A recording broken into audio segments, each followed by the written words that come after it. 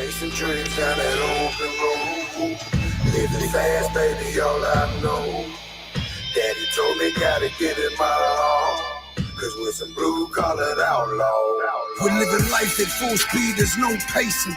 Midwest lifestyle, Ohio grudge racing. Taking home the money wide open on that open road. It's full throttle since the baby bottle, baby, this is all I know. And overload, tires roll, tell them I want all the smoke. Slow pokes will choke in my rear view. Adios, run your car, not your mouth, put your money where your motor is. Heavy hitters, dream killers, kill shot, hold them still, told them chill, we on fire. Life is lit with rocket fuel, stop it fool.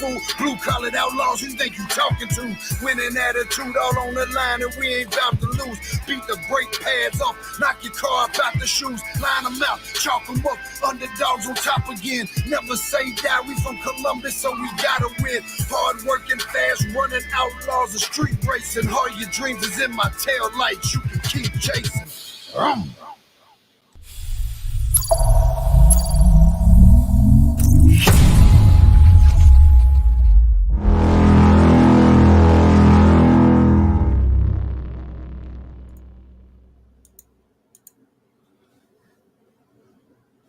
What's up, everyone? Happy Monday. What's up, Mark? How's it going, John? How was everybody's weekend? Good, I hope. Dennis, how's it going? Moving a little slow. Might make some weird noises today. I hurt myself in the gym yesterday. So sometimes it hurts to breathe. I don't know what the hell I did, but my chest and my back are killing me. It's something in my shoulder day routine. Didn't like me. John, what's going on, buddy? Rob, Tommy, how's it going? What's up, Adam? Greg, Rob. Saturday was a blast. Yeah, I had a great time, man. I really did. I was going to stay home and work on the Blazer, and then a bunch of you told me to get my ass there. So I got my ass there, and I don't regret it. I had a blast. It was great catching up with people and some damn good racing. There's a lot of hitters from all over came in, man, and track was tricky. It wasn't. It was fast, but it was tricky. What's going on, Rick? Man, I don't know what happened. I'll tell you what. My back hurts. My chest hurts on this side. And just depending on how I move and how I breathe.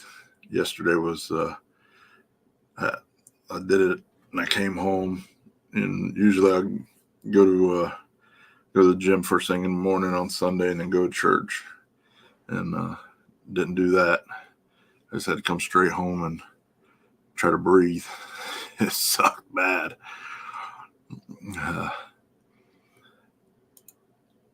Oh yeah, man. It was a great time. Yes, he was rolling.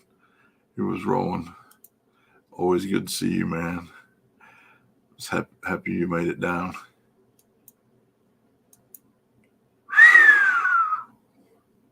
Listen, that dude is touched by God. That's not the hairiest thing I've seen him make it out of unscathed. He is favored by God heavily. Not a scratch on the car. Absolutely insane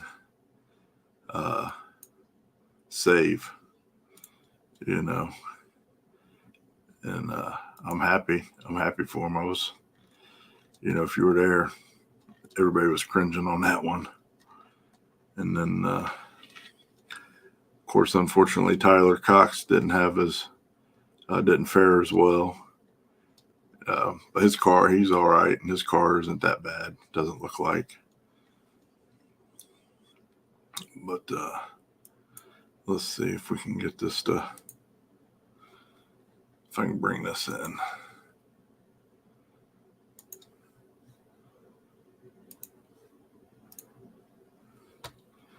Yeah, Bob's live feed's awesome, man.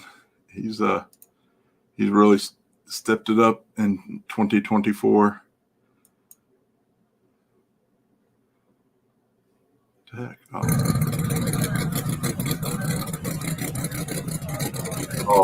when Logan gets this car figured out,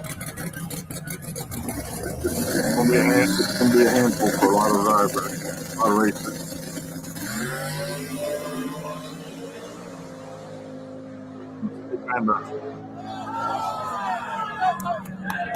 I didn't want to zoom in at this point.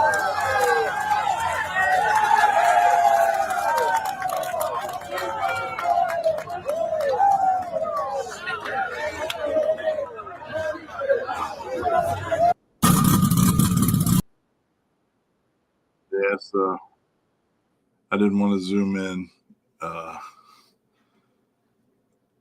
and get a close up of if there was going to be something tragic. But once I saw he was okay, I zoomed in, and he's fine. Car's fine. Amazing save. No, sir, we're just getting started. He's in the lobby. What's up, kid? Where you? How you been? You get to where am I going to see you at next?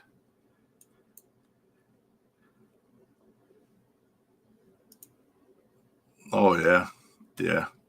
All of them did a great job, man. How's it going, brother? How'd you do this weekend? I meant to message you yesterday, but I don't know if you're just coming on. Unfortunately, I hurt myself in the gym yesterday morning, and I was being a crybaby all day yesterday. I was pretty much trying to remember how to breathe and not cry every time I moved. I will definitely be there. So there's a lot of great racing. Go check out Bob's live feed. I ain't taking any video because Bob's doing a live feed, so you can always go back and watch it again. You know, it's up. He doesn't take them down on YouTube or Facebook. A lot of great racing. Freaking, I do have to say, so for those of you who don't know, King of Columbus used to be like a huge national sized event in heads up racing.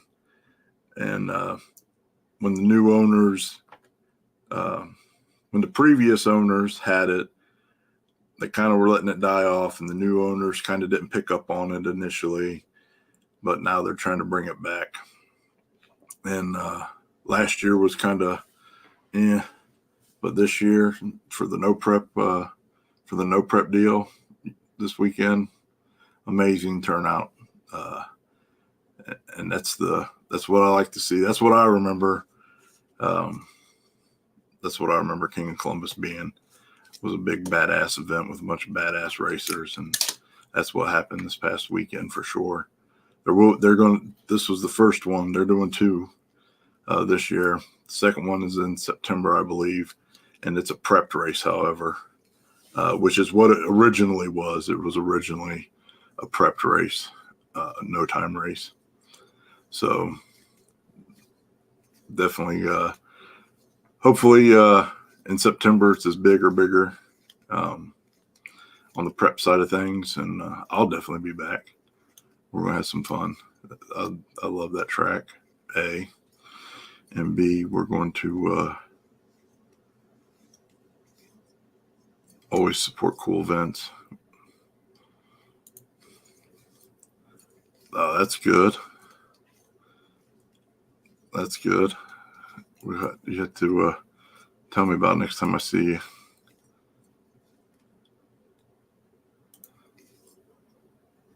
Well, excuse me. Hopefully the new car will be ready in September, and you guys come down. So after this weekend, I'm not going anywhere until War in the Woods. I believe is what my schedule is. After this weekend, I'm spending all my free time working on the Blazer. And because he meant it with all the love, and I appreciate it. And when he said it, man, because he was just trying to be supportive, and I was telling him, I was like, man, I really wanted to be home working on the Blazer, getting it done, because I love coming out and supporting everybody, but I really hate being on the sidelines all the time.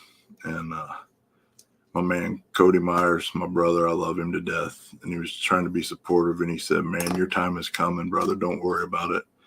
I said, man, you know what, I love you, but that's the most hurtful thing I keep hearing this past year or two. I keep making time for everybody else and doing stuff for everybody else, and I just got to carve out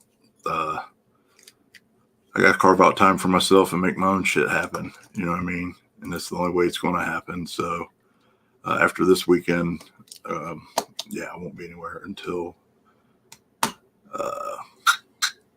War in the Woods. Maybe Purge if the Blazer's done. Oh, I'm sure you're going to show up and beat the track. It's really not far, man. It's really not far. It's just at that aggravating point.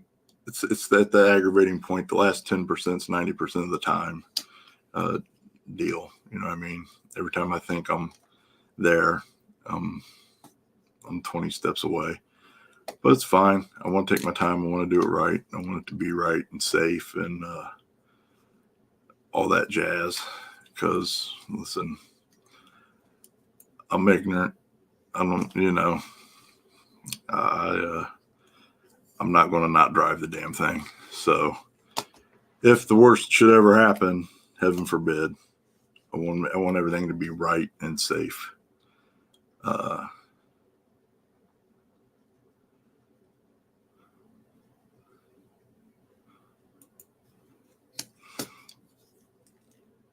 No, I appreciate it, man. I appreciate it. Me, True Street, no. I'm white trash, small tire. I got a cobbled together, junky old full frame rail Blazer. It's about as good as it can get.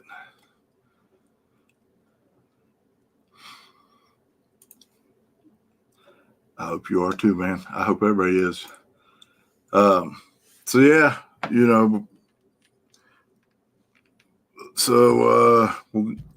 hard tire was my man Chris Lane, the only guy from Ohio to get a Wally. Ohio guys. Look like these are all my homies that, well, I don't know Joe Fisher. Take that back. So I'm not mad that anybody won. I'm just saying Ohio, we got to, you know what I mean? We can't let this happen. Ohio is pretty well known for going to the other states and doing well up until this last couple years. And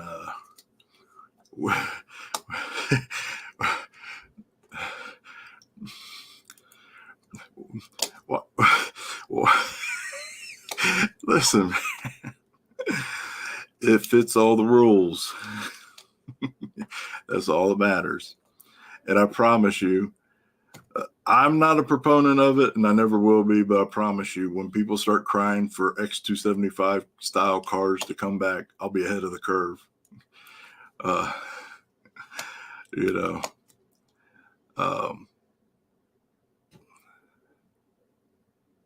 So Ohio guys, man, we can't keep letting people from outside the state take these Wallies. What the heck? So we got my man Chris Lane with the purple S10 pickup, one hard tire. Joe Fisher from Pennsylvania, that freaking awesome Supra, got the win in stick shift. Tyler DeSantis from New York won True Street. Chris Tabor won Second Chance, and our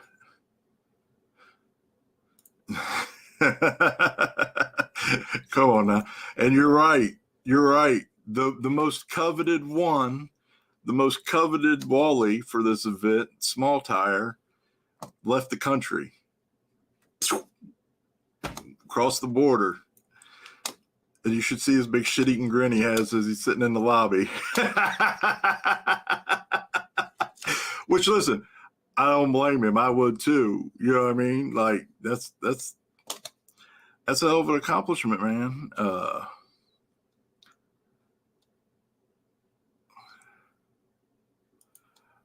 Oh my God, that Supra was amazing. That thing was. Listen, I'm not an import guy, but there are a few drive lines out there that are just very impressive, man. And that Monster is one of them for sure. Oh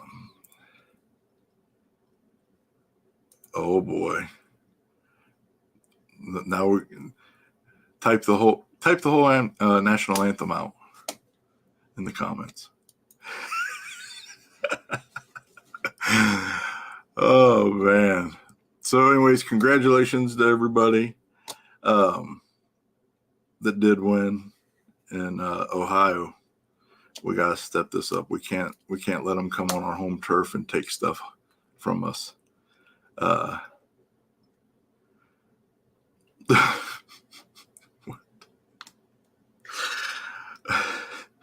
So listen, let's just bring him on, man. What's up, brother? How you doing? What's going on, bro? How are you? I'm good, man. Hurt yourself again? Yeah, a little bit. I went a little too hard in the gym, I think. I gotta take it easy. We're not young anymore. I know. And you know, the sad part is, I hate to even admit it, I'm working on like full range of motion stuff, which is very humbling as far as the amount of weight you can use. This was only with like, it was either one of two movements, and one movement was with 12.5 pounds and the other was with 30 pounds. So, Oh, wow.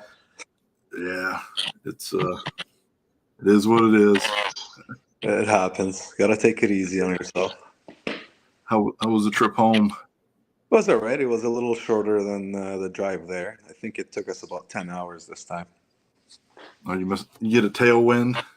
Yeah. And you don't really drive that fast going on the highway. That trailer is big and heavy, and you know, it's all loaded up. There's a lot of spare parts and tools and everything in there. So Yeah. So for those that aren't familiar with you, why don't you just tell everybody who you are and where you're from and what you do and about the car real quick. all right. Name is Wajdy WK. I'm from Canada. I own the Grinch, and it's a 2002 Mustang with a small block Ford Twins. And I'm a mechanic for a living. Mostly work on Fords and Mustangs. That's why I hate the LS platform. God's platform, you mean? The Fords are. So I'm personally Chevy platform guy, and I'm happy because initially Chevy was the cheapest thing to build aftermarket. Absolutely. Kind of not that way so much anymore. Coyote platform has come down in the range with the LS builds now, though. Yeah, still a little bit more money, but not as bad. Like, you can use a lot of the stock parts to go really fast. Yes. Yeah, I mean, I remember it used to be like, seemed like if it was a $5 Chevy part, it was a $10 Ford part and a $20 Mopar part. Yeah. But seems like Ford's narrowed that gap quite a bit. Yeah, with the Coyote platform, for sure. And I always cringe when I admit this, but CJ Buckner has probably the best sounding freaking motor. And it's a small block Ford. In all of no prep, in my opinion. Just that thing is rowdy. I love it. Yeah, it is. It is. Yeah, he was pretty close to us. We heard it all weekend. Yeah. We got so what's the details on the engine in the Grinch? It's just a 430 cube small block Ford. Old 20-year-old block. The best part about it is the heads, really. It's got Lasito 9-degree heads. And you did us Robin McCaleb. Sorry Thanks, if I Robin. messed that up. Must be a Canadian. That's all I do is talk crap about Mustangs. Well, you just got it. James Gumbert's a fan. So what did you think about the event? It was badass, man. That track was really tricky. Like, it was so hard to read it. It got good. Like, in the beginning, it was slippery. Like, we spun right on the hit first pass. It recovered, and we got the win somehow. But second pass took some power out of it. It went down. It was pretty fast for the amount of power we had out of the car. And then I think when we raced Mike there, the car got out of shape on top end. And you've seen what happened in the finals. I left the tune from the semis in it, and it didn't take it. The track really went away that much. But if we were gonna race, we would have changed the tune up and tamed it down a little bit. Yeah. Trails is weird like that. It either gets like really good or it goes away really quick when the sun goes down. Yeah, in the beginning, when the sun went down, it was still nice, but then after a little bit, it got windy and cold. That's when I'm sure the track went away. Yeah. So just pro tip: once the sun goes below the tree line on the left-hand side there, Yeah. It you'll know it either gets way better or way worse. Yeah. There never seems to be in between. Yeah, it got way worse. But I'm sure now they scraped it and they've sprayed it, so Yeah. it has sat. It did only they did nothing to it since last October. So it was a no prep. It was perfect testing too, right? To see where we stand with a surface that hasn't been touched in a few months and everything. And I think we did well. No, you guys were flying, man. Yeah, thanks, man. Thanks. $30 guys. Nice to meet you. Guys. Yeah, they're awesome guys. Flying. They had that many problems there. I read about it over the weekend. Running on. So, quick sidetrack. First round, Chris does a burnout. Tabor. They back up, and David's like, I don't know what happened, but something broke.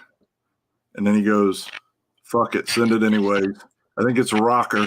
Yep. So they ran that whole race on 7 cylinders. Good for them. And a shitload more nitrous. These guys are gangsters, man. That's awesome. They no matter where they go, they come to win. Yeah, no, they made it happen. Good for them. And ended up winning the second chance. So yeah, that's all that. All that extra risk and effort was at least somewhat worth it. It paid off. I tried that once, but it didn't go well for the motor. Well, it is 50-50, right? You're either going to get away. Yeah. No, I guess they're better tuners. They figured it out. I hurt my motor when I tried to do that a couple of years ago. Well, apparently, spray it with a shitload more nitrous is the secret sauce. That's the trick. Yeah, I'll try that next time. Yeah. I never really played with nitrous that much. I mean, when I had a stock car driving on the street, I had a 50 shot on it, but that's about it. Yeah. Good for them. Oh, yeah. Yeah, no. Yeah, it's always a great time when they're around. Yeah, CJ had his wicked up and spun that first bit and had trouble recovering. for sure. Like I say, that track either goes away or comes around and it progressively keeps going in whatever direction once it gets cool. Yeah. So yeah. Unfortunately, those of you who don't know, Tommy had something break in his fuel pump. Tommy and Wajdy were supposed to be in the finals together, and Tommy had something break in his fuel pump that went through his whole fuel system. Oh, they taking found out out the problem. Oh, okay. Oh, did they? I don't know. It was, I'm hearing it from you now. The fuel pump. Oh problem. yeah, I didn't know what the issue was, but Oh, okay. something in their fuel system. I shouldn't say fuel pump, but something in their Okay. fuel system Right. went horribly wrong Thing. and broke. And what I heard, not directly from them, so it may not be right, but just there's a bunch of shrapnel and carnage in the fuel lines and the injectors and everything. So he drove it home unfortunately, after. I couldn't make the call. What's He that? fired it up. He fired it up and drove it home after. Oh, After well, maybe you I got it. after you left, maybe about half an hour or so, they fired it up and he drove it home. Oh, maybe they got it all cleaned out then. Yeah. You know, yeah. they just live on the backside there. Like when you were there for the backside race. Yeah. That road right behind the gate there is where they do all their burnout videos from. Oh, And then fair enough. Maybe it was safe enough to drive it, not to go wide open throttle on it. So yeah, they're I'm literally. sure we'll hear about it on their video. Yeah. Yeah, cool, man. How many Americans are coming for redemption to take some Canadian money home from St. Thomas in October? Let's go, I guys. don't know. That's a good question. That's an event me and Trevor Couture are putting together with the track, so it'll be good. What date is that? It's October 4th and 5th. It's a front side race on a Sunday and backside on the Saturday. And there will be testing on the backside on Friday. Nice. Yeah, so it's a 3-day event, really. So there you go. You'll have to send me all the info when you guys get a flyer. You have a flyer or an event page? Yeah, Up I'll yet? send you the flyer. Send it to me. I'll share it. Yeah, Saturday I'm gonna head to Lapeer for the Beltober race, so I'm not doing the backside. Lapeer we talked about that. That's an awesome track. It's a little sketchy, but very sketchy, but the atmosphere, man. Oh yeah, it's pretty Those cool. who've never been the whole facility as far as where the spectators stand, and did they get the VIP suites done yet? I don't think so. Last time They're all shipping containers, though. Yeah. The whole track is lined with shipping containers, and it is the most industrial, cool thing that I've ever seen. Yeah, it's pretty cool. Yeah, I love it. I love that whole atmosphere, that whole vibe up there. But yeah, it is the back half of that track. It's when slick. you buy the 660 there, when you're past the containers, if it's windy there, it gets scary. Yeah. Yeah. Come to West Virginia, May 18th, Bear Concrete. Now we're only doing front side this year. We're not doing any backside. We tried that last year, and we didn't do well switching the car around from front side to backside. Stole one of my questions. Oh, what are your plans for this? What are your plans for the 2024 season? Oh. But no, that's a good strategy, though. Focus on one thing and get really, refine it. That's it, man. I'm a front side racer, and I know stuff like that more, so I'm gonna stick to it. I'm not saying I won't do backside, but for this year, there's enough front side races that it's really not worth disturbing the suspension weight and springs. Like, it's a whole day switching the car around. Oh, he said it is front side, just bare concrete. Oh, so is it a new surface? Brand new surface. Send me the flyer there. Let me look at it, please. Come to KD. Well, you've been to KD. Or wait, yeah, you were KD. No, never been No. to yet. No. Oh no. You're right. That was Justin. And I heard it's a little sketchy there when you're going up the hill. You have to stay on it if you're front probably a bumper. little low. Yeah. You're probably a little low. That might be a no front clip race for you if you went there. But yeah. Okay. Don't like that look.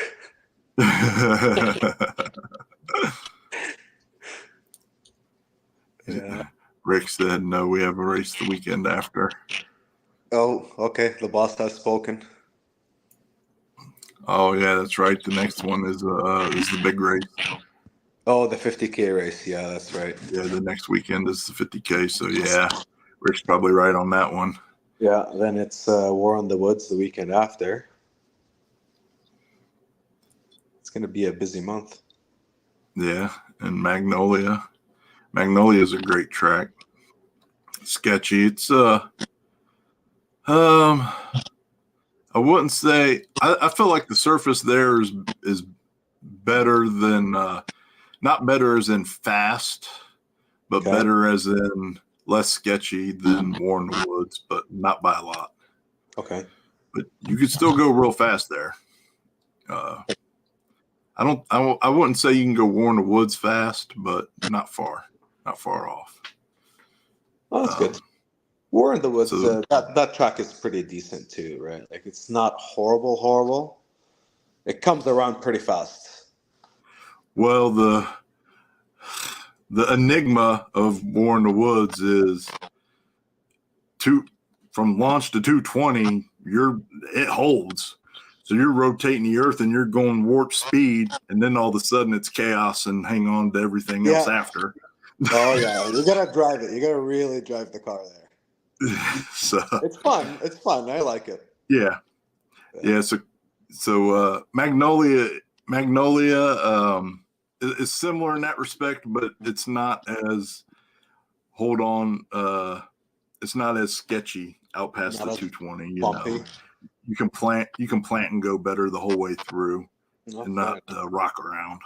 When is that race? What date was that, Chris? It's in June. I don't have my list in front of me. Yeah, me neither. I don't have my calendar. Got some Alex. What the hell's that? Wow. That's Canadian stuff. No, that's some Arabic stuff. Oh, I like this full screen. Sharmuda. What's the hell's a Sharmuda? He basically called me a whore. Is that basically a whore, or is that a word for whore? Sharmuda means whore in Arabic, yeah. Oh. Yeah. Hold on. Oh, there you are. There's a lot of Sharmudas in my new vocabulary when I see you. That's awesome. Yeah. June 8th. You don't get a Wally, but he'll give you a hug. A dog?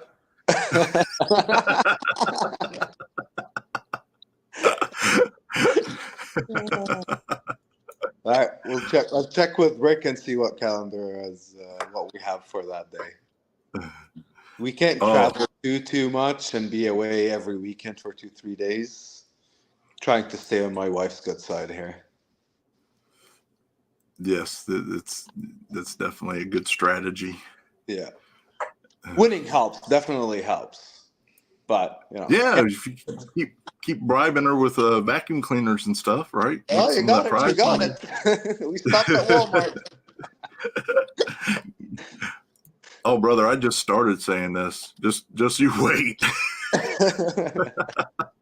That might be my new ending. Your new thing. Good night. God bless all you Sharmudas. Oh, that's awesome. the money can buy so many goldfinches.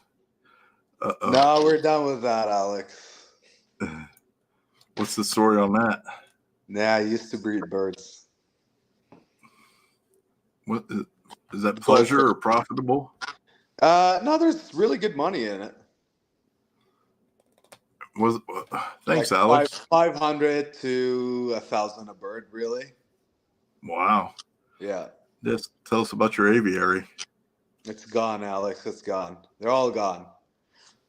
All 100 and change of them are gone. You had 100 and some birds? Yes, sir. Oh my.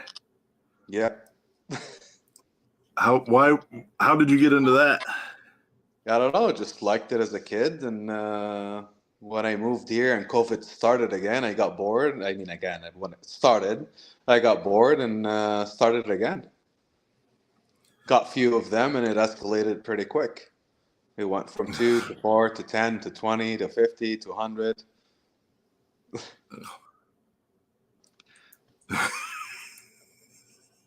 So is that an Arabic thing? Golden finches? Is that like a?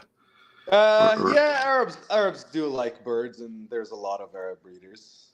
It's a thing. Okay. So it's a cultural thing. It is kinda, yes. All right. We like animals. That's why I can stand Alex.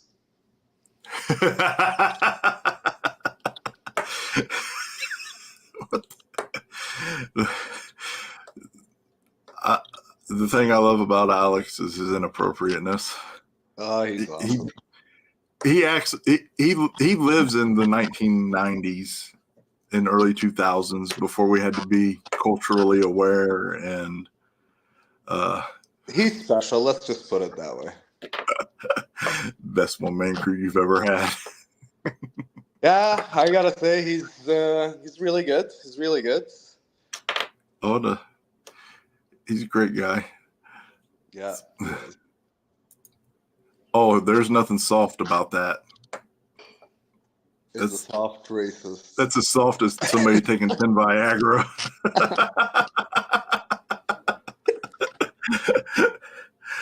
Oh man! So, what's your next race again? I think we're gonna do the Purge next. Purge. Yeah. Which I'm going to try to make it to. This new job is cramping my style. Okay, so you're not racist, but you're good at racist jokes. He just hates That's everybody. Cool.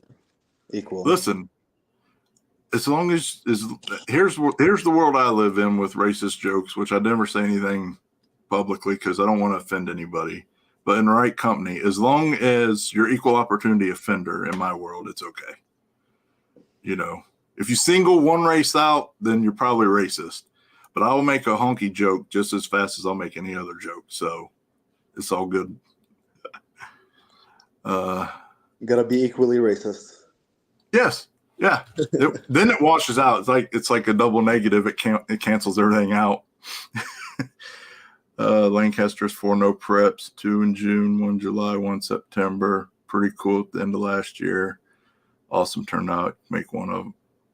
How many cars show up? Close to home. Yeah, Lancaster is not far from us, and I've raced there before. It's no prep on a good day.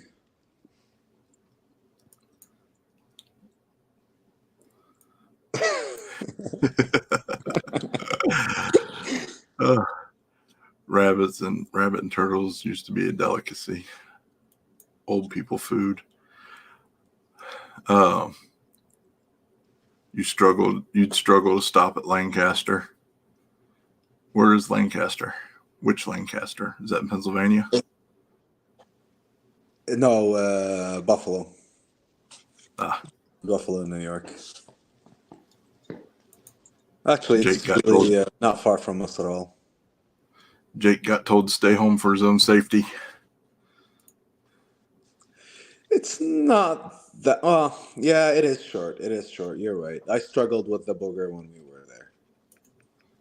You're right. It's a 2-shoot kind of track. And that's where Doug Vanstrom drove into the woods too before. You're right.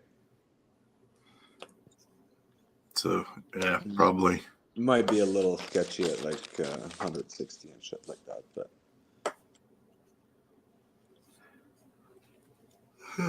So got so any upgrades planned for this year during the season, or are you all set right now? nah, we're all set. I'm not gonna do anything soon enough. I'm gonna have to do rods. It probably have about 55, 60 passes on it now. 20 more and time to do rods. So you'd be But ready that's right about after it. War in the Woods, really. Yep. After War in the Woods, that's when take it all apart, get tranny freshened up, get motor freshened up, center section, go over everything, pump, all that stuff, and stuff that you're supposed to do at winter. You know, Yeah. Dominic, no, Waddy's said earlier he's sticking front side this year. We'll come to Milan when they start the front side no prep, which is I think May. I'm not sure when it starts, but I know it starts next month. Yeah. Well, I think they're going to do the front. I think they're going to do the front side on a Friday and then the back side on Saturday, kind of deal. Saturday, yeah. Do you know if Mike is doing it all, or is it the track that's doing the front side? Last I talked to him, they were talking about having him help out with it, and I hope that worked out. But you know what? I haven't followed up with him on that one. Yeah, I need to ask him. I don't even know what time they're gonna start. It's about 4.5 hour drive for us to get there. If they start early, it's a no go. We'll have to see. Waiting for details. Haven't seen much really from him. Well, let me text him right now. Well, he'll know. Well, he's watching. He just sent me a picture of him watching. Oh. He should just be chiming in. He should just, say something on there. It'll be cool if he's part of it. No, I Details think about it'd be 100 payouts times and cooler. stuff. Oh, 100%. If the track does it, who's going to run it for them? Who's going to do the chip draws, all that kind of stuff? It just makes sense to have Mike do it. Yeah. Mike and the So, track. I thought that was a done deal, but last time I talked to him about that, it was like in the infancy stage of it. So Still in the works.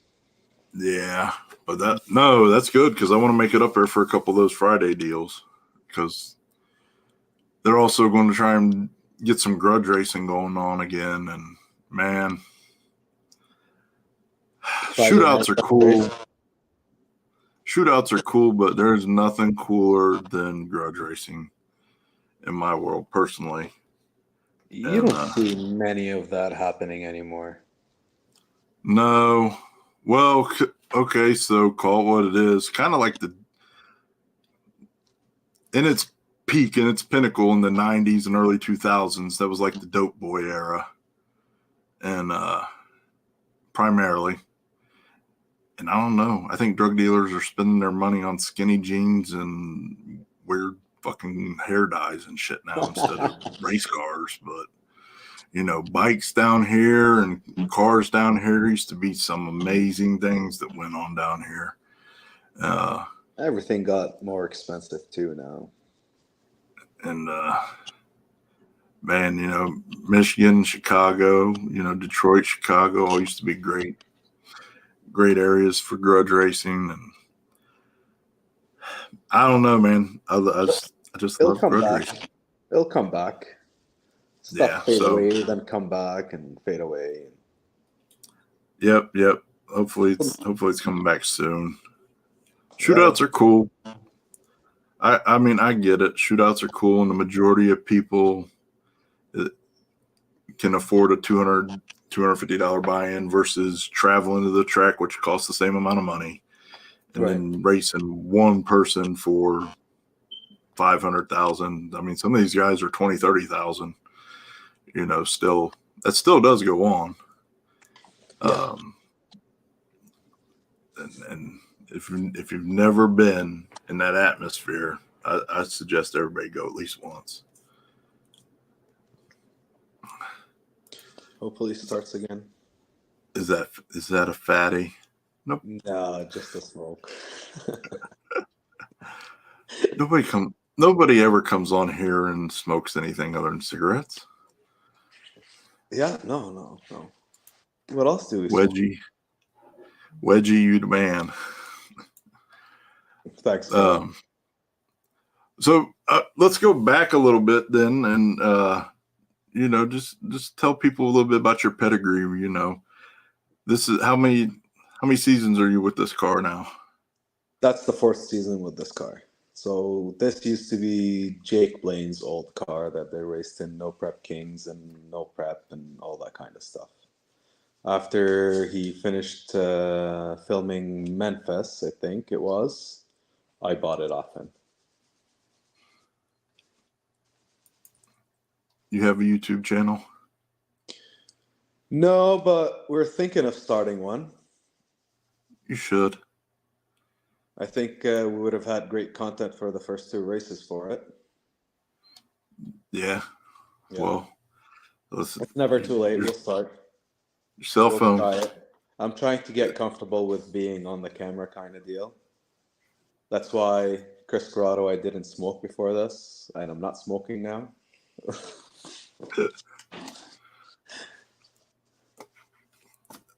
Hold on, does the smoking add an element to your camera time? Well, it probably makes me a little bit nervous. So I should wait until after I see you smoking to come shove a camera in your face from now on? Oh, shit. I'll run away. I'll walk away. You're, dang on it. Where are we at here? Why is it, So you're not going to do one of the, I don't know what to do with my hands. You can give us one of those. I've been doing it for too long. That doesn't happen no more. No, I agree. Listen, I agree. People will watch. You guys are great. You guys, in my experience, man, you guys are great human beings. I've never heard anything bad. You guys have never represented yourselves in any way other than just awesome and fun. And that's it, man. We just try to have fun. And hopefully, you guys really exemplify the spirit of what racing should be. And we were talking about this too a little bit, but I had a handful of racers. One of the big takeaways from the race, everybody was pleasantly surprised that it was just a good chill time all day long. Like there was no, unfortunately, it just seems to be a habit. And it's kind of robbed me of some of the passion too, of like constant bitching and complaining and at races, after races, before races. And there was like absolutely none of that for King of the Columbus. And everybody, people hung out and socialized and had fun and caught up and just had a good time, man. No, man, it was awesome. The event ran so smooth. Like everything it was just a perfect weekend. The track, the facility is just amazing. Like it's those stands, never mind. I've seen the stands. I'm like, damn, man, these guys spent money on this track. Like those stands. Oh, yeah. Yeah, those stands are amazing, man. In its heyday, those stands used to be full. Like, unfortunately, I think cell phones and video games and whatnot have been detrimental to this sport. In my age at 49, about to be 49, we didn't have that stuff, so we had to go outside to entertain ourselves. And then if you got to go to someplace like the track, that was like Christmas. That was like the coolest thing ever. And unfortunately, now people can travel to the track with their cell phone, but there's never going to be anything like being there. No, it's a different. Can't compare. But yeah, a lot of people So are lazy and they'd rather watch it on YouTube on someone's channel. yeah. Well, and I get it. There's a huge cost even as a spectator to go Yeah, versus no, being at it's home. yeah, no, absolutely. But Even you though, can't like, I know, smell. But that's like watching a chef make an amazing meal on your phone versus going to where that chef is and having yeah, dinner. It's not going to be the same. You not got the to same get the experience. smell, the atmosphere. You got Yeah, to get on the starting line and get a facial from Wajdy's exhaust and burn your freaking eyeballs and nostrils and sinuses with freaking 20 gallons of meth per foot. And I got some cool low shots, but a couple guys got blasted me right in the freaking face. But it happens all the time. But it I, happens. I, It happens. I was like, I got to build my tolerance back up. The best sticker I seen was on Corey Malone's car where it says it squirts. That was Yeah. that was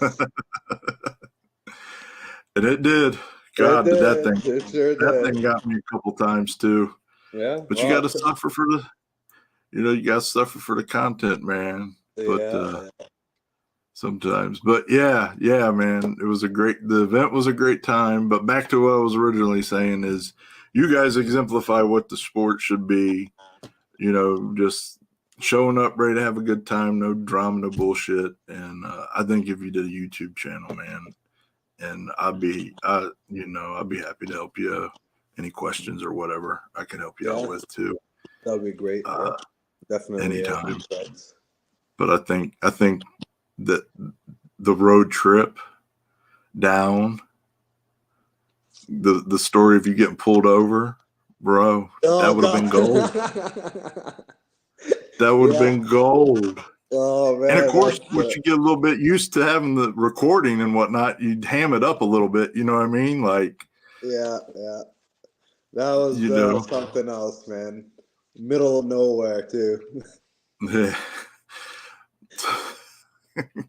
Well, here you want to tell everybody what we're talking about? Sure. Where were we? I'm not sure where we were at the trip, but we stopped to get gas, and then we're trying to get on the highway, and we're on some back road, and there's a cop car coming the opposite way with the light on, so he aims the light at us and stops us, turns on the cherry, stops us, asks us, did you guys see 3 black males with masks run that way or something? We're like, no. Then he shines the lights at us and asks, "Where's? Do you guys have masks in here? Why are you guys here?" And we're like, "You just said 3 black guys." We're like, 2 brown guys and 2 white guys in here, man. Like, oh, that was in Ohio? Okay, yeah, that was somewhere in Ohio. It couldn't have been in Ohio. But listen, Rick's like Monroe County. And he's about to give us the GPS coordinates next. He's like, we're never driving back through there. No. Yeah, it was funny, man. It was funny. It was an interesting trip to get there. That's some YouTube gold right there, though. It would have been, yeah, for sure. Yeah, and it's also a joke in the car between all the 3 of us in there, making fun of each other the whole way down and all that. But that alone is just good comedy. So, yes. Well, I think we just all agreed you could start a YouTube channel. So we all look forward to seeing that. That sounds like something that cop woke you up. Or the coup. I don't know. I don't know if I want to know what a coup is. The coup? That's what you meant, Tom. That sounds potentially sensual.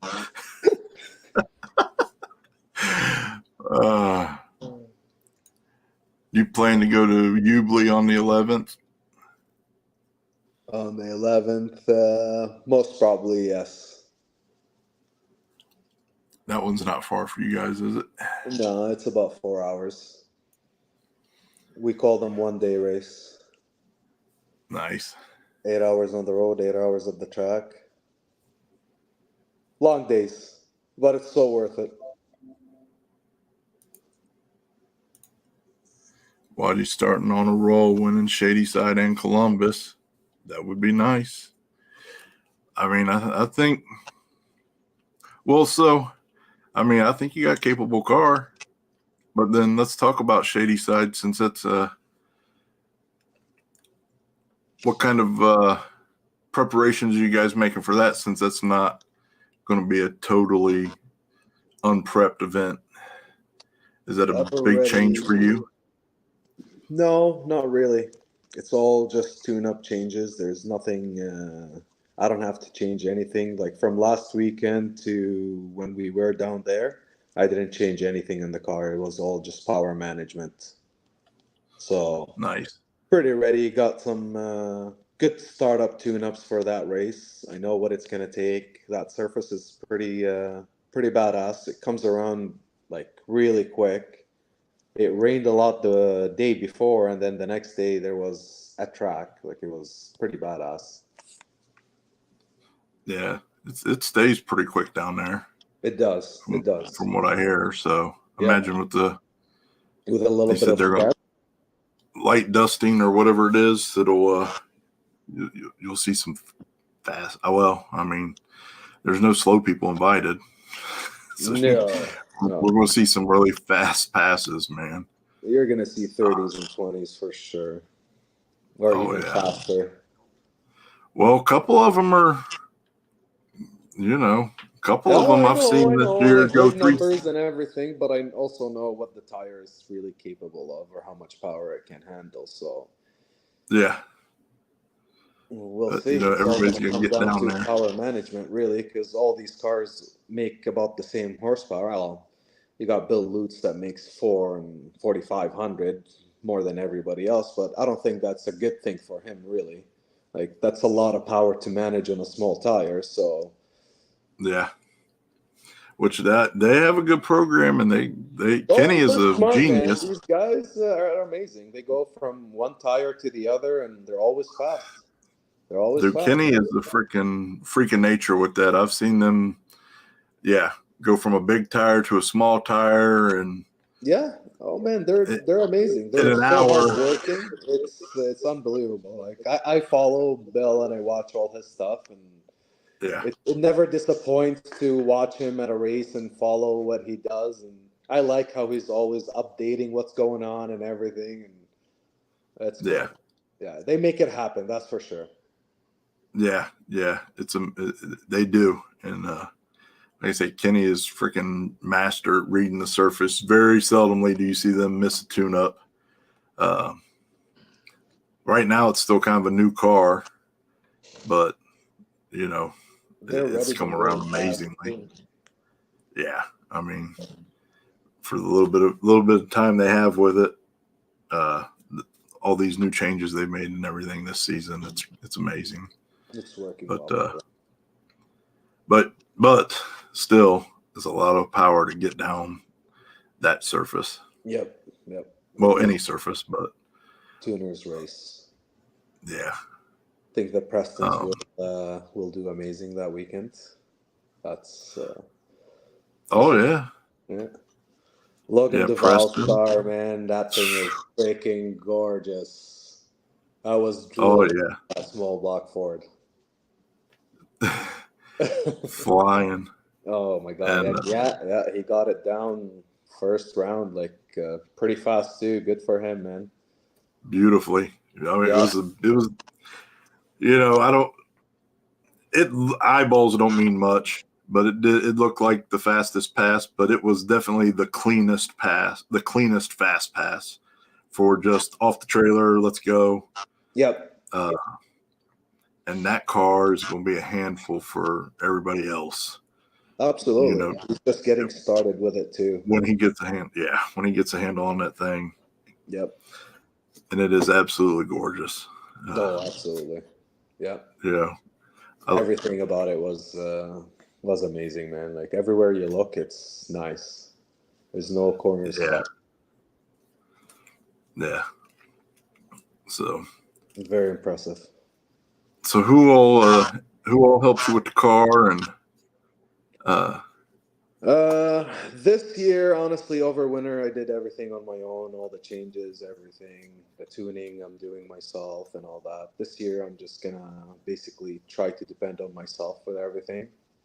But in the past, I've had help from Pandy's. Pandy is great help when we need any fabrication or any stuff. He's my go-to guy for that stuff. Uh, Bullseye, Bill Devine has been helping me for a long time with anything really. And Nick Agostino is the guy that does the motors and everything for me. So what is it called? 10-5 guys are who I learned most of my stuff from, really. nice? Yeah. And who's your crew typically?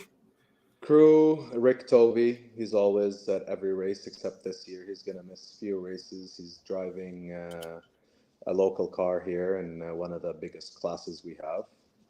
And there's Bassam, an old friend that's always there. And Mike was with us this year, this last event. It's funny, we met him in War in the Woods, another Canadian. And Yeah. now he's helping us coming around to races and stuff. And there's another buddy of ours that hates long distance drives. And if he comes, he needs a hotel. But small, short races, Michigan and everything, Matt is always there. Just when it's long travels, leave me alone. I'm staying home. Oh, geez. Yeah. Oh, and I don't blame him. He's a little bit older than us, so it's understandable. He's done his share of traveling and sleeping at tracks and trailers and motorhomes and stuff like that. He just likes the comfort of it now, which I don't blame him. the new season, I get it. The more we travel, the more we feel it. We need a motorhome or we need something more comfortable and all that, Staying at tracks 2-3 days now. Usually it was just a day and we're gone now. It's like we're camping there. So yeah. Well, speaking of that at War in the Woods, man, you guys are welcome to come to the hotel and take showers and stuff. Oh, you know what? We might take you on that one. That's for sure. If you're camping out, anytime, brother. We got a shower and a bathroom in the trailer, but the water runs out pretty quick, and it's so tiny in there, and we're really not small guys, so it's so uncomfortable. No, listen, the place I stay at is 10 minutes down the road, unlimited hot water. Beautiful. Yeah, it's settled. Nice. We just do that. that. The sun will take you on that for sure. Ricky's not going to be there for War in the Woods. I'll come early and we'll go get breakfast and you guys can get showers and stuff. Start the day off right. Beautiful. Thank you. Anytime, man. Anytime. Always happy to help. Yep. Anytime I'm at Milan, we have our booth up. As long as I got help. I'm a little shorthanded this year. So sometimes I may not, but most of the times, we have our booth set up with our merch. Well, good deal, brother. Anybody else you want to shout out or thank or anything? Well, Speedwire, really, they're our biggest sponsor and supporter, so I got to give them a shout out for helping us this year and everything, and always there to give us products, money, or whatever it takes to get it done. And they make amazing stuff. They make amazing stuff, that's for sure. We're going to start carrying a couple of panels with us at the track. If anybody is interested in buying or checking them out, feel free to come by to the trailer. We always have something with us. Yeah, you should listen. Best investment I ever made was buying the panel and the control and the whole system. Man, it makes wiring so much easier and neater and cleaner and 1000%. Like the cost is a little bit of sticker. I would say there's a little bit of sticker shock to it. Yep. Until you have it in your hand, and the quality Amazing. is second to none. Yep. And then the ease of installation, it falls right in. I mean, it's a joke, and it's small it's amazing. too. Yeah, it is. It is. This stuff is indestructible, really. I still run the first gen panel in my car, and never had an issue with it. I ran arc panels and stuff like that before in the past, and I had arc panel where it shut off my boost controller going down track, and it turned it back on, and that wasn't pretty at all. Ugh. Yeah, so that's when I decided, I need to spend some money on a real panel here and stop being a cheap ass. Some stuff you can't really cut corners with. You can't, and I tell you, I love the way, like the it's like a 1/2-inch thick epoxy coating, all the circuitry and stuff. So you're not going to have to worry about any. Listen, I'm selling everybody, buy one from my man, but listen, I'm just telling you from my experience, like nothing is wiggling loose. Nope. All the circuitry is freaking epoxy coated on there, real thick and durable. And if you can't tell how passionate I am about how much I love that thing, it is it is the absolute best product you can buy for that. Absolutely. Yeah, no, I know we sell quite a bit of it, and it's amazing. Never had an issue. Well, I had an issue once with one, but they fixed it and took care of it and did everything in their power right away to make the customer happy. So can't complain there. They're good guys. So, which I hear this a lot, but no, it's not. It's no. He covered this earlier, but I do hear that a lot. I get that a lot too. Whatever happened to that car? I don't know. It was around. When did he sell that? In 2002, I think he sold it, and it was around for a little bit. And I don't know where it's at now. Interesting. But changed the color. that was Jake Blaine's old car. Yeah. Do you have a website? How can people get a hold of you? Well, most of anything, get a hold of me on Facebook. That's where I do most of my business. But there's 660 Motorsports on Facebook. That's also my business. They can get a hold of me on that. So, they saw it for sale in Alabama.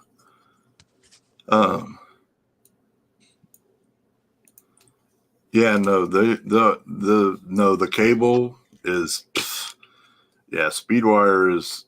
That's it. There's that arc panel costed me a race, and since then, if I see a car with it, I grinch a little bit. Why? Yeah, it's cool for a bracket car. It's for a budget thing, cool. But man, when you're trying to get serious and rowdy and all that, like the vibration just kills those cables so fast, and the thing shut on and off, does its own thing on you. But really, can you justify a budget electrical component? No, you can't really, because when it costs you a race, it costed you a whole weekend. So extra $1,000 or whatever it is, it's worth having something that it's a peace of mind. You never have to worry about it. Yeah. And the way to think, so this is why my build has taken me so long, because I'm poor, but I've bought the best stuff that I can, find information on, and because I want the ultimate in reliability, because I absolutely do not want to be missing around because of a $5 arc panel cable that a million people have had issues with, like arc panels. And I don't have anything against them. I've never had an issue with their product. And I kind of hate to be like a Debbie Downer on their product. But I remember like 3 years ago, everybody was having issues.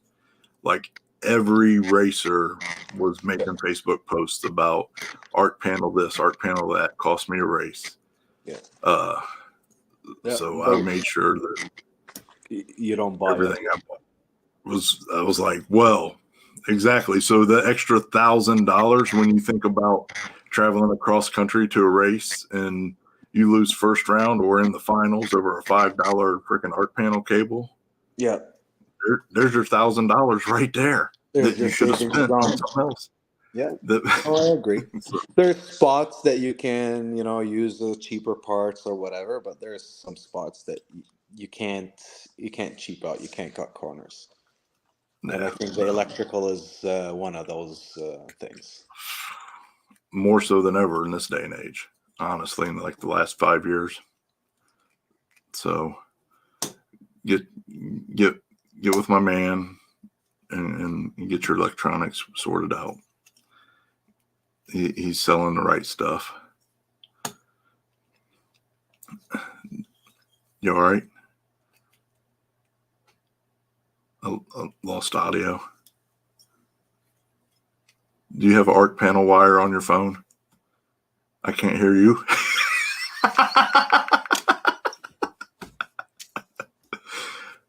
don't know. You're muted somehow.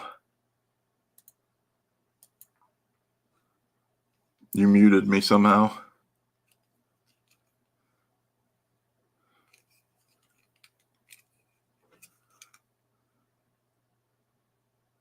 Nope.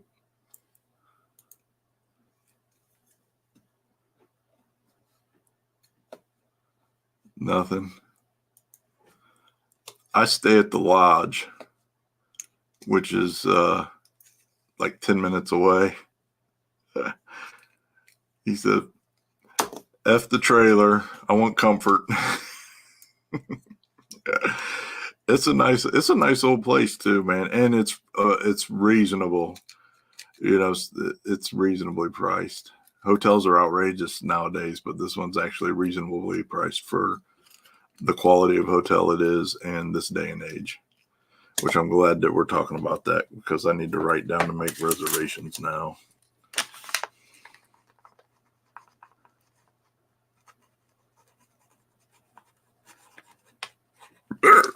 Still nothing, brother.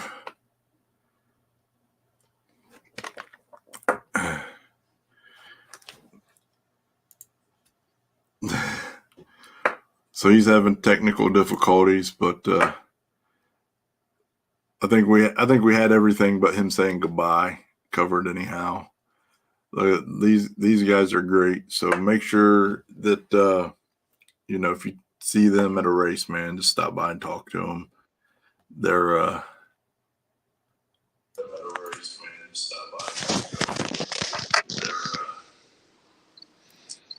now I got no video, but I can hear myself. Can you hear me now? Yeah. Yeah, I don't know what's going on with the camera, but That's all right. all right. We were wrapping up anyhow. I was telling everybody pretty much to make sure they come bug you and talk to you, talk your ear off. Everybody's welcome at any time. We like socializing and getting to meet everybody. Make sure you buy a shirt off my man. He's got some awesome shirts. You buy a shirt, you get a beer. That's Ricky's deal. Does Rick get a beer also? Is that the deal? It's one for you, one for me. Buy a shirt, get a free beer. So there you go. I think he made a guy buy a shirt this weekend, and he told him he can have as many beer as you want, but he drank half a case of beer by himself. We had to celebrate. Did you guys stop and get at Reese's? Man, it was closed. We Googled it first thing in the morning on our way out, and it says closed Sundays. Yep. So we stopped at Krispy Kreme. Oh, boy. Well, I had to walk through the drive-through of Krispy Kreme to get Krispy Kreme. Well, at least you got. You were happy. You got what you wanted. I got my donuts. So you're still happy. You got your victory donuts. Yep. Yes, Nick, still small block forward. Always. He's considering an LS. We're going to talk him into it. I don't know Man, do you think an LS will make that power a small block Ford does? I haven't seen an LS drive by me yet. There's no denying you make some serious power.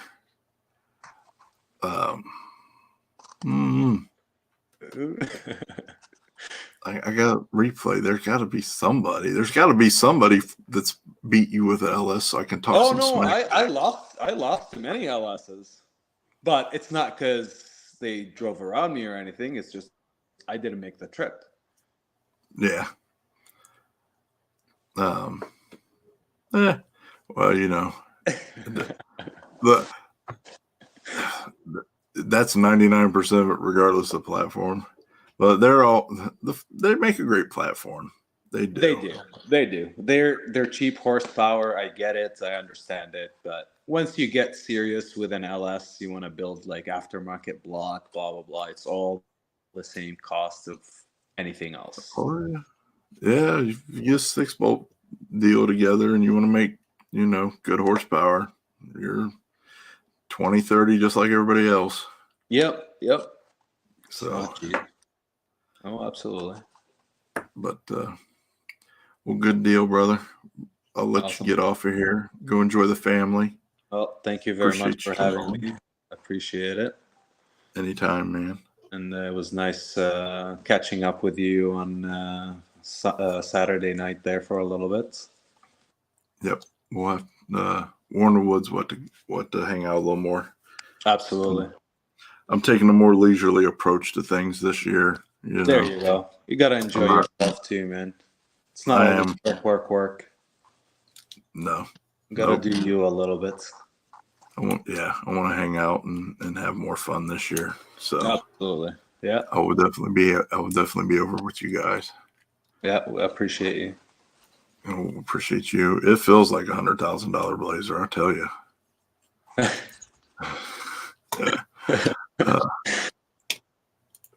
Nick says, "Well done, brother. Congratulations."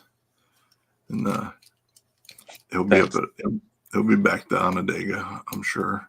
Nick. Yeah. So appreciate you, brother. Have a good week. You too. Thank you very much. Have a great night, and we'll catch up later. All right. We'll see you, buddy. Thanks. Bye-bye. So great guy, man. Those guys are always awesome. I always love hanging out with them, man. It was a great time. We got so that was recapping this weekend. Well, and then some more. But listen, why wouldn't you want to know more about Wajdy and the crew, man? They're, like I said, they're great people. Make sure you stop by and talk to them anytime they're at the track. You will not be disappointed, and you'll have a great time. Always lots of laughs and fun, man. Next up, got Lake Cumberland this weekend, Gett'in Gapped. Friday night's backside race, all cars, 100% buy-in money, $1,000 on top of $1,000 of each class, 10 car minimum for each class. If you don't get 10 cars in each class, $1,000 be added on to other classes. Doing 75-25 split payout.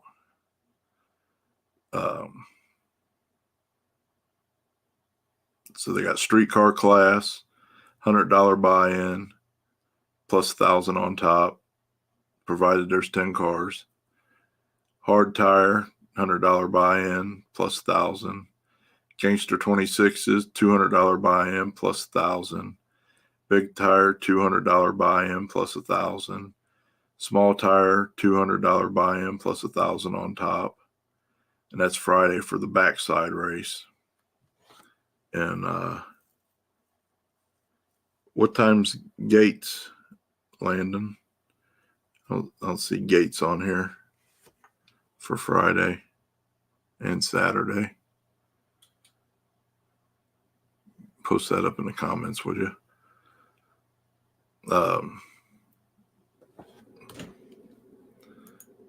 So racer gates 8 a.m. Friday and Saturday, both. And then what time's racing start each day? And then Saturday front side race, 100% buy-in, and then guaranteed on top, 75-25 split. Third and fourth get next race buy-in for free. So if you place third or fourth place, you'll get into the next Cumberland race for free entry. Streetcar class, $100 buy-in plus $3,000 on top. Hard tire, $100 buy-in plus $3,000 on top. Gangster 26 is $200 buy-in plus $3,000 on top. Big tire, $200 buy-in plus $5,000 on top. Small tire, $200 buy-in plus $10,000 on top. Street bike class, $100 buy-in plus $1,250 on top. Kids Power Wheels, free entry, $1,000 to win. So this weekend, April 19th and 20th, this Friday, this Saturday.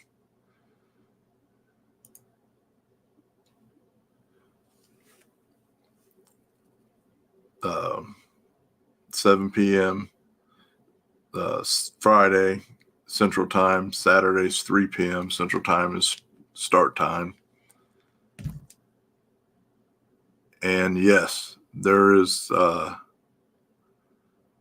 dang on it. I'm getting there. I'm getting there, Gabe.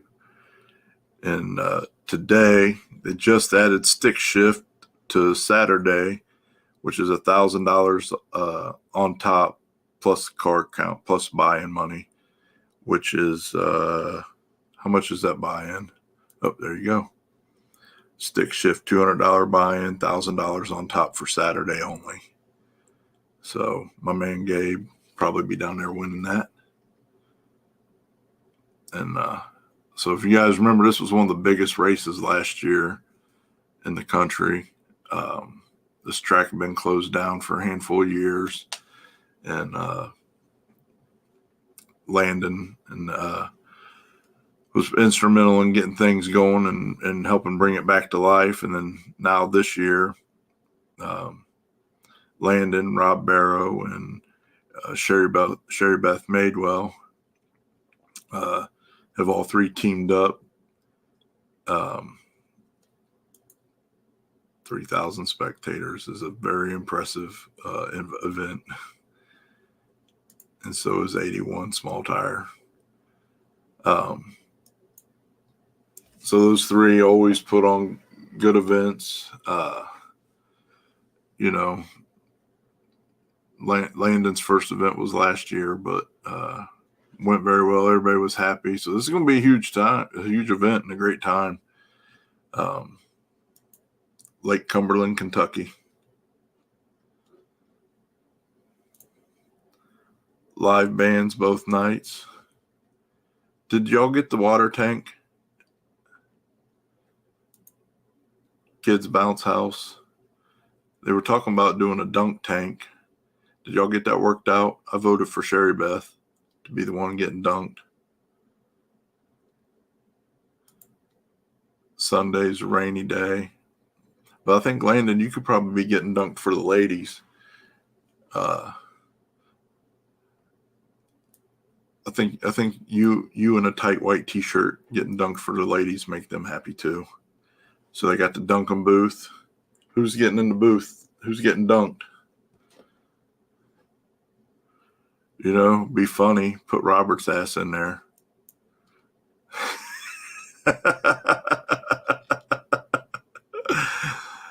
I don't got no Speedo body yet, buddy. I'm getting there.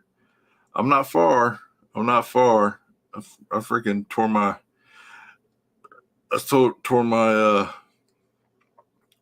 shoulders up, man, this weekend, yesterday. Doing freaking side raises and front raises. Man. I thought I could work past it, and then I went into military press. And I was doing fine with 50s. And but then I went up to 100 on the 50 pounds and 75 pounds, and then 100 on the Smith, and 100 pounds did me in, man. I don't know where my buddy Landon was to coach me and tell me I was being dumb. What's up, Bubba? How you doing? $20 gate fee, 12 and under free. So got a lot of great things going on, man. It's gonna be a great time. If you got any questions, now would be a good time to ask them while Landon's here to answer them for you guys.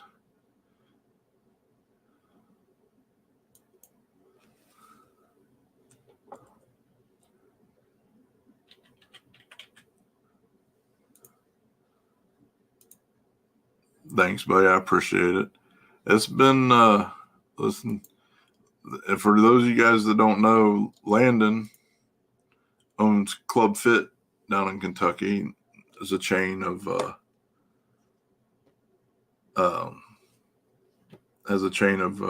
gyms, and he also sells gym equipment. So, you can reach out to him for training, coaching, and supplements. He has a bunch of different supplements to help everybody get stronger, skinnier, etc. As well. And I've pestered the shit out of him about a bunch of stuff, and I'm gonna free up some time. I'm gonna go down there one weekend, and we're gonna do some training together. I'm gonna record it so you guys get a better idea of what he does, because he's answered a lot of questions for me and helped me out quite a bit, and I appreciate him.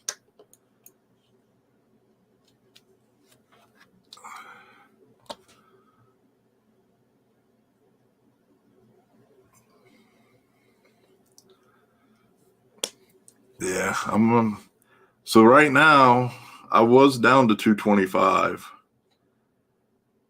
but I've been on this bulk for 90 days, and it'll probably be more like 115, 120 days at the end of April here.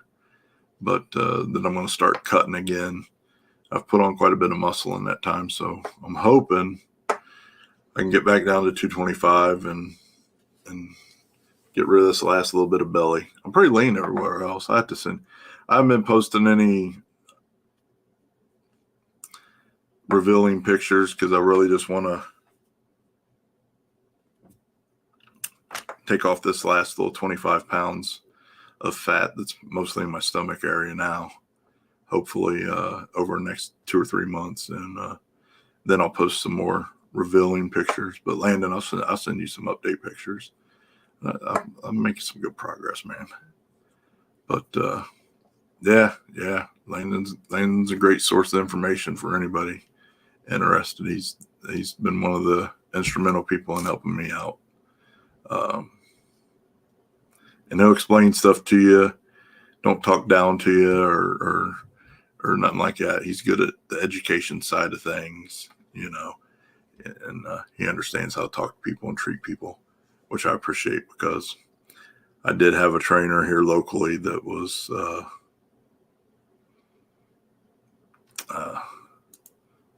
not a good educator. He knew his shit. As far as to look at him, he definitely knew his shit, but he just was not a good educator. And that's critical, because you're a novice at this. You don't want to feel like you're being treated like a dumbass for not knowing stuff. And especially, you're interacting with somebody and you're exchanging money for knowledge, then that should just be, a simple transaction. Like, hey man, I don't understand this, or I need some more elaboration on this. And then the answer should come with some respect and dignity. And that's always been the case with Landon. So I highly recommend him. If you guys want to accomplish any goals like I have been, he's definitely been helpful for me. Nope, I agree. I say that all the time, man. We are all in this together, because none of us knows everything, and we all need each other, man, to learn and evolve, right? So, yeah. So Cumberland's going to be a great time, as always. Anybody got any questions on that? And then the next one is Milan.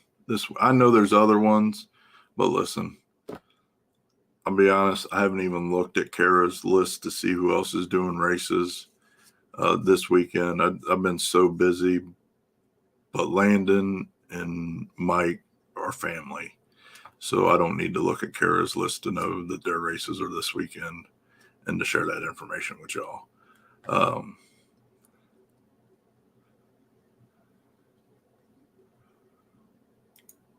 Oh, yeah. Get her in contact with Landon, man. He'll get her the right information. And he'll get her on track with the, whatever her personalized needs are, for sure. So yeah. I always take care of my people that take care of me.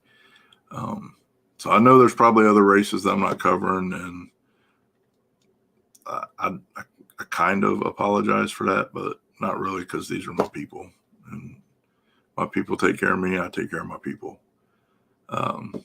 Mike, Detroit Hoodtv at Milan this weekend, backwards, and everyone is different. Everybody's got different fitness goals. Everybody's got different physiology. Did I say that right? But so that was one of the things that pissed me off about the other guy too. I kept telling him, like, this isn't working. We need to tweak stuff, and he wouldn't listen. But the few times I've talked to Landon about that kind of stuff, he said, all right, try this, because your body, listen, my body has changed drastically. And the way it reacts to things has changed drastically, especially over the last 6 months. It's crazy. So yeah, that's that statement right there is the sign of someone who understands what reality is and knows how to work within it, and doesn't try to slap a generic one-size-fits-all bullshit program on you and do the minimal amount of work, which was kind of what I ran into with the local guy. But unfortunately, Landon's 5 hours away from me. So if he was local, I would just be at Club Fit every freaking day,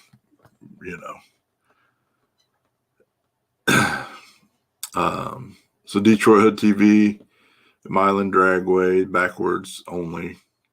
Gates at noon, drivers meeting at 3, the test and tune between rounds, back into the track.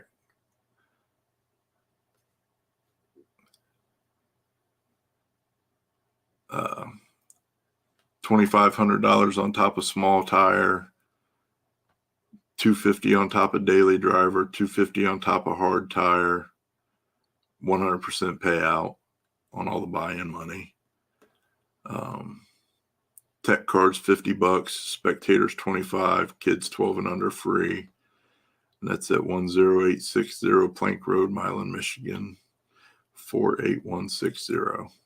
I'm just reading it off the flyer. I don't know that by heart.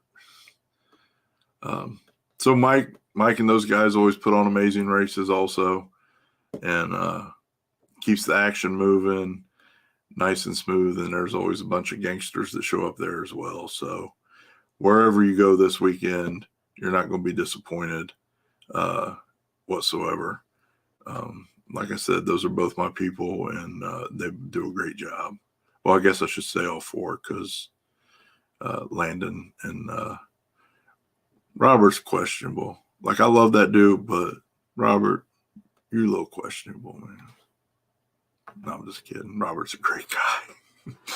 And Sherry Beth is solid as they come as well. So she might be a little feisty, but she's a woman of her word, man. She don't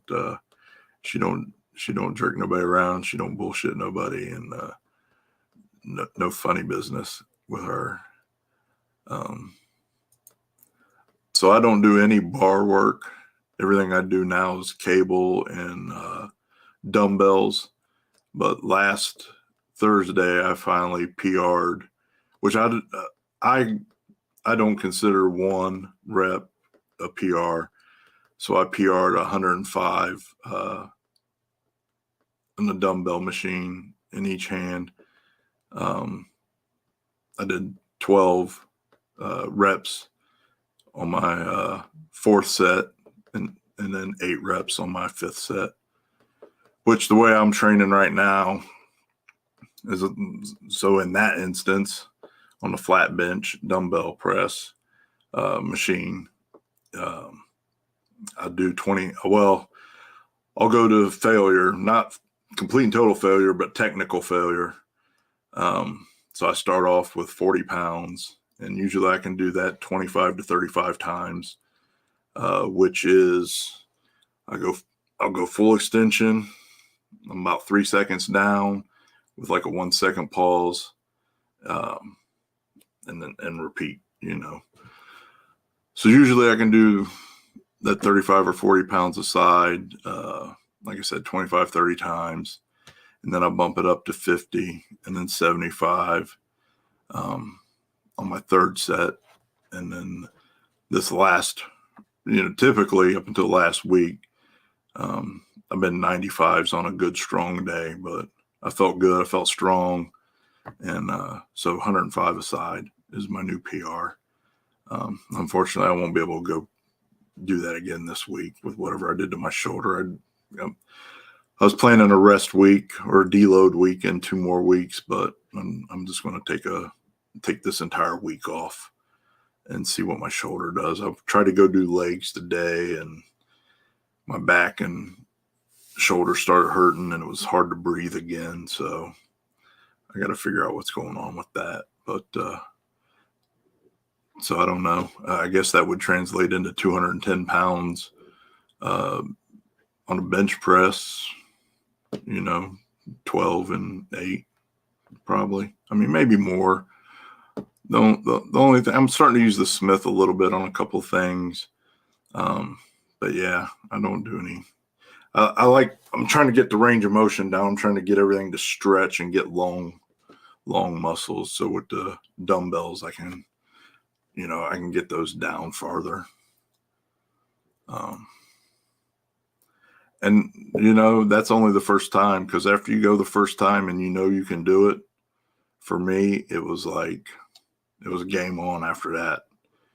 It was like any little hesitation that I had, any little concern or insecurity or whatever happened, and I went in there the first time and I got on the first machine and I just started doing stuff, and it just all went away. And coming back the next day, I got my ass kicked. I was tired as hell. I felt like I got ran over by a truck, but I was so happy that I felt like I got ran over by a truck, which is the funny thing about it, is like, you'll go and work out, maybe not you, but I go and I work out until I feel like a freaking wet noodle that got ran over by a semi. And then I'm more than happy to come back the next day and do it all over again. So yeah, man, I enjoy it, and absolutely, man. After you just go that first time, you'll understand the progress, and you gotta be honest. It's gonna be a long journey. I'm 1.5 years in right now, and I'm probably about halfway to where I would like to be as far as my body type and goals are. But I'd also know that I have to be honest with myself, and that I got put in that work. So I go to the gym 5 times a week right now, and that's what it's going to take. But the more, listen, go, if you have any doubts, just go 1 week and do a simple, push yourself. Don't lie. You cannot lie to yourself. Push yourself, but just do a simple routine. My first routine really was the whole wall of the gym was lined with cable machines, And every day I would go in there and I would get on one machine, work that machine, next. I do 5 machines a day. And then I go run for 30 minutes. Next day, I go to machine number 6, 7, 8, 9, 10, and then go run for 30 minutes. And I just did that. I changed everything up. I was just working everything, and it all started coming together. And when you see those pounds come off, or you see those muscles start to develop, that's when it's like, all right, it's go time now. You see the fruits of your labor pretty quickly, and that motivates you tremendously, or did for me. And most people would find that same way. Yeah. Well, what's funny is now that I'm meal prepping, I eat a whole lot more volume of food than I used to when I was eating junk. So it's actually hard for me to ever be hungry. I'm pretty well full all the time. And there's some days even still that I had to force myself to finish the last, 2 or 3 bites, but I need it. But I know my body needs it. But it's not like in the old days where I just sit down and eat a whole large pizza and just be fat and miserable. When you're eating good, clean food, you're not eating processed junk with a bunch of fillers. It fills you up different and it energizes you different.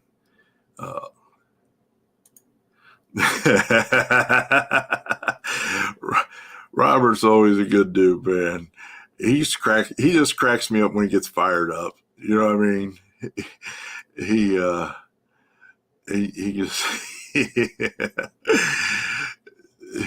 just he cracks me up, man. I know, man. I was up, I got up on my work schedule. I got up at 4:00 in the morning, and my back day is Friday. And I'll tell you what, back day is the most taxing recovery day for me. And I still went light because I knew I was going to be at King Columbus all day, and it still whooped my butt. And I could not, I think I got home at like 12:30, and at like 12:35, I was half undressed and passed out, laying across the foot of the bed, like some drunk guy staggered in and fell into bed. I was just so exhausted. I saw some video. It looked like a good time, man. I'm salty on that part of things, but yeah, I was just way too exhausted, man. Yeah. No, my body never tells me to eat. My body never says I'm hungry anymore with the meal plan I'm on now. Like I said, I'm on a good schedule and all that, but my stomach doesn't tell me anymore, I should say. I don't get grumblings, or I don't feel like I'm hungry anymore. My body will at times get tired and run down a little bit, and then I'll eat a meal, but I always stay on schedule. But I'll eat a meal, and then instantly, I mean, you just feel good at work. Like when you eat clean, you eat good, clean food, man. It's amazing how efficient your body becomes, and how happy. But Landon's right, and how in tune you become with your body, because there are sometimes like my body will tell me I need carbs. Or I need some sugar. Or I mean, it will very specifically tell me it needs meat sometimes. It's I know it sounds crazy, but I promise you, if you stick with it and you get to that point, the only thing in my body has never told me it needed is more broccoli. I eat 3 cups of broccoli a day. It never says it needs more broccoli or eggs. I eat 8 eggs a day. It never says it needs more eggs. But it is funny because it will tell me, I eat a ton of turkey and a ton of chicken, and I eat one. I eat one red meat meal, which is 97% lean ground sirloin every day, and that's my pre-workout meal, because my body responds so much better to the my workouts. My body responds to the workouts a lot better with the ground beef versus turkey or chicken. You know, I've rotated things around a little bit and tried to find out what works best. And yeah, I have a lot better results, better energy, etc. with the red meat before I work out. Yeah, it does, and it's amazing. Like I say, man, it's been a great journey, and I'm happy that I started it, and it is so rewarding, and it sounds complicated, maybe a little bit the way I'm describing it, but I promise you, it's so simple. Once you just do it, same thing like with the meal prep, the same thing is like going to the gym the first time.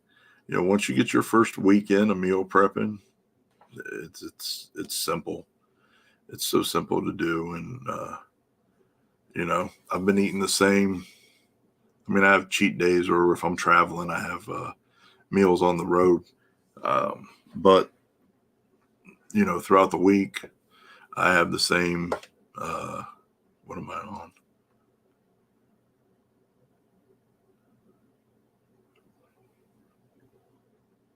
So I have the same 5 meals and I have 5 meals a day with solid food, and then 3 protein shakes a day.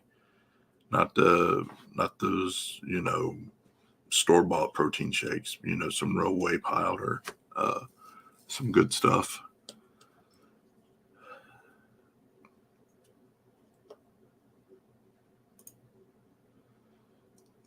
Yeah, when I initially started, I didn't eat. When I initially started, I fasted from 6 p.m. to 6 a.m. But now that I've lost so much of the fat, and I'm growing the muscle so much, my last meal actually is usually at 8 or 9 p.m. And then I have a protein shake about an hour before I go to bed. And it's made the world of difference with that. But it's all good, clean food. It's going good, buddy. It was great seeing you guys. Hopefully you get your car done soon and we can see you behind the wheel, man. I know you would have had fun there. Yeah, the bloat goes away. It did. It probably took me. I had a bunch of little quirks and stuff, but you got to figure, man, I was feeding my body a bunch of junk for decades. And I was just abusive to this poor thing for decades. So when I switched it up, it probably took me about 30 days to kind of fully adjust to meal prepping. But that first week was probably 85-90% of the adjustment period for my body. You know, it would gurgle and make noises, and you're eating a lot more volume of food. So you go, you know, you go to the bathroom more. But I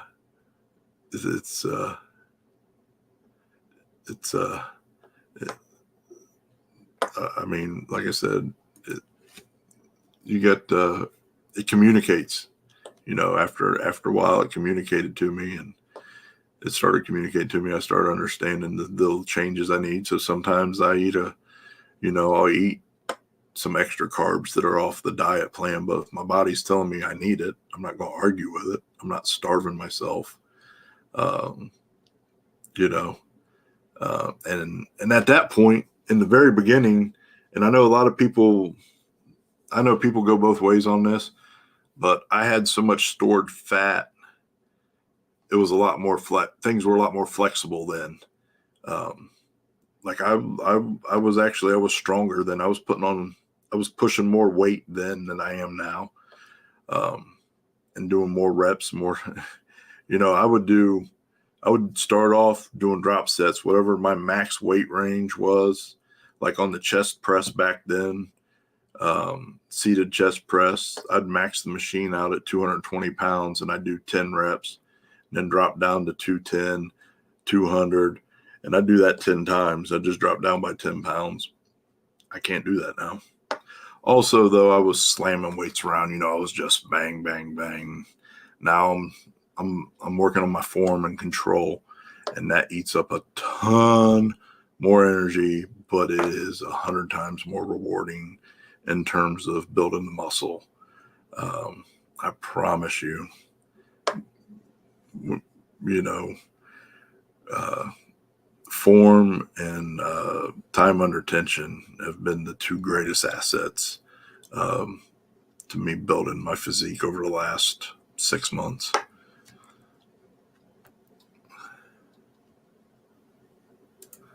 Yeah, that's 90% of the sauce that I have is French's mustard.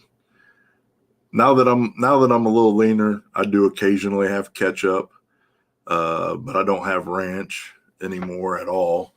I will occasionally have blue cheese. I mean, it's once you get to a certain point, and then you just learn that it's all about moderation. You know, it's okay to have ranch once a month. It's okay to have ketchup a couple times a month. You know, it's crazy the amount of sugar that's in ketchup, though. But there are zero sugar alternatives out there for ketchup and all that stuff too that are great. On my turkey, for instance, I use this one barbecue sauce primarily because two tablespoons of it are only 10 calories and it's got zero sugar in it. So it adds 10 calories to my meal, but it makes it taste a lot better. And when you eat the same exact meals for the past 8-9 months, if you have to throw 10 calories on there to make it better, make it go down better and make you enjoy it again, then so freaking be it. Do it. It's not, I would rather ingest an extra 10 calories a day, 2 or 3 meals. You know, I'd rather ingest an extra 20, 30 calories a day to make my food more pleasurable than to get angry and resentful at my food and stop meal prepping. Just realistically, call it what it is. I know some people are die hard and they're like, no, you can't do that. Listen, I don't give a shit. If 30 extra calories of barbecue sauce a day helps you eat your food and stay on diet, you were doing way worse things before if you were like me, living off of cheeseburgers, hot wings, and pizzas than that. And that extra little 20, 30 calories is not going to kill you. It's not going to hurt you. It's not a setback. Yeah, the sugar was, so I went cold turkey on sugar and carbs. I went cold turkey on carbs. Sugar, I weaned myself off of because I'd been down that road before and it made me very cranky. But when I initially started, yeah, it was 12 to 1500 calorie a day diet. But of course, I had plenty of fat for my body to draw from for energy. So I can be in that deep of a deficit. I can't do that deep of a deficit now. For someone my size, you know, whatever standard practice is like 2,000, 2,400 calorie range. And right now on this bulk, I'm like 3,000 calorie a range day. 2,800 is what I usually eat. Sometimes I have to have a few more calories, but yeah. But yeah, I could not function on 12 to 1,500 calories a day now, as efficient as my body is. Well, I'm trying to, so everything I'm doing now which is what hurt my shoulders, full range of motion stuff, so that I can get longer, deeper stretches and everything and get more flexibility and better quality of life. And so yoga might not be a bad idea here shortly. I'm not a flexible person. I'm getting more flexible for sure, but I'm just not a flexible person. Yeah, so that was me too, man. Like the first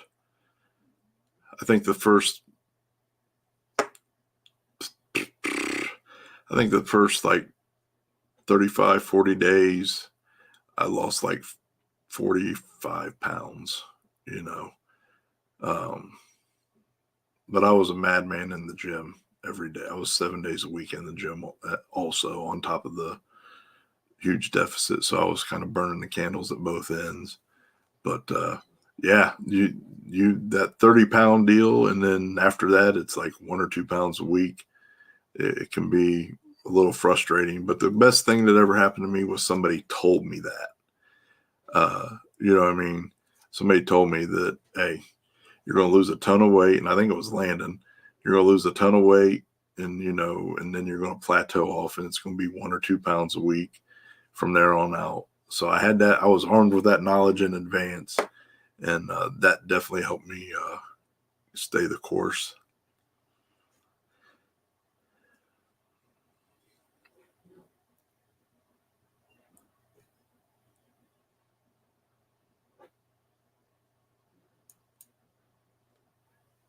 Yeah, cold turkey on everything.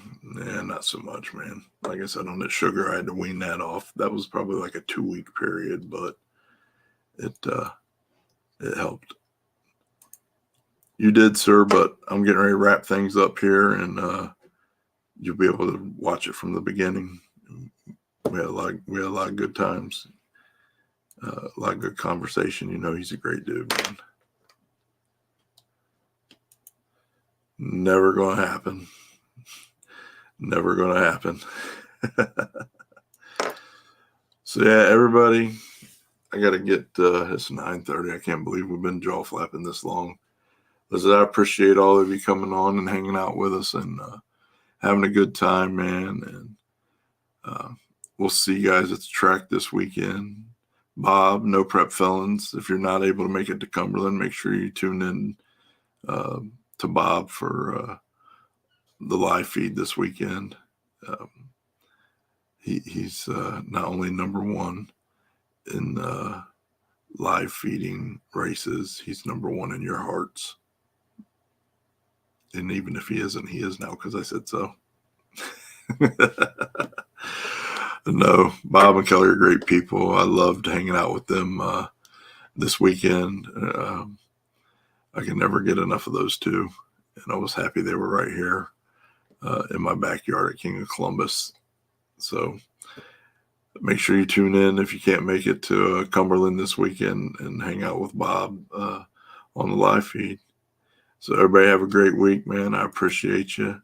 We got sidetracked a little bit, but listen, you guys don't come here for a highly organized, sophisticated live feed. We just have fun with each other and talk about racing and other stuff. But everybody have a great week. Hey, man, you too, brother. Have a great week. Send everybody my love down there, and we'll see you soon. And absolutely, man, absolutely, Bob's number one in my book for what that's worth.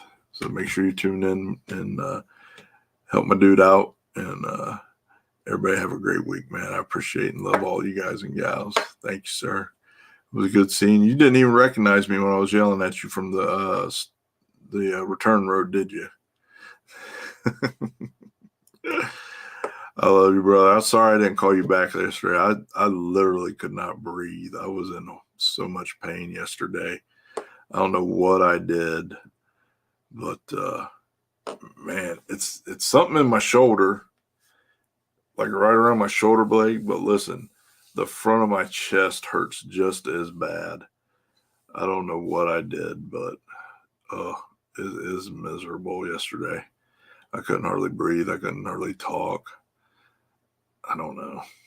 It feels decent now, but it just flares up off and on.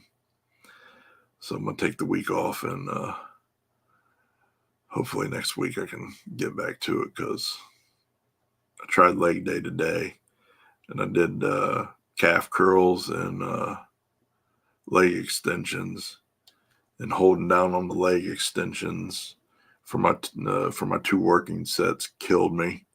I'd like to not be able to breathe. I was in so much pain that, those are the first 2 movements out of 5 that I do for leg days. And I had to wrap it up and go home, which I never do. It pissed me off because it made me feel like I was a quitter. But I just got to be smart. I'm not a young buck. I can't just power through it and recover by tomorrow anymore. So I gotta be smart. What's going on, buddy? So yeah, we'll take it easy this week, and everybody have a great week, and we'll see you soon. Thanks.